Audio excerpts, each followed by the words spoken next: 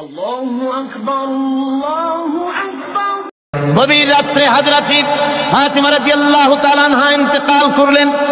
কিছু সংখ্যক সাহাবীদের কাছে খবর দিয়া অল্প সময়ের ভিতরে জানাজার ব্যবস্থা করা হলো। হযরত আবু যর গিফারী রাদিয়াল্লাহু তাআলা আনহু কবরের ভিতরে নেমে গেলেন। কবরের ভিতরে নেমে গিয়া হযরত আবু যর বলেন, রে কবর, তোর ভিতরে আজকে কাকে রাখবো? তুই কি তা জানিস নাকি?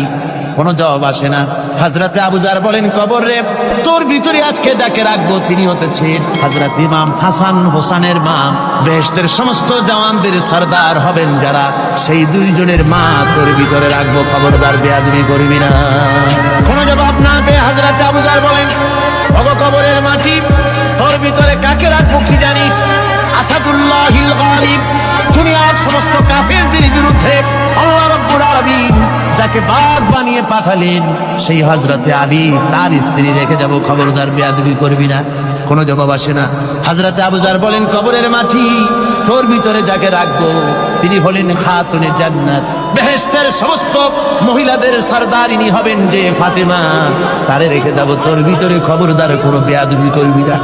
আবার হযরতে আবু যর বলেন, কবরের মাটি, তোর ভিতরে কারে রাখবো কি জানিস? তোর ভিতরে আজকে যাকে রেখে যেতেছি তিনি হলেন আখেরি জামানার পয়গম্বর বিশ্বনবী জনাবে মুহাম্মদ রাসূলুল্লাহ সাল্লাল্লাহু আলাইহি ওয়াসাল্লামের কলিজার টুকরা মা ফাতেমাকে তোর ভিতরে রাখবো। খবরদার কবরের মাটি।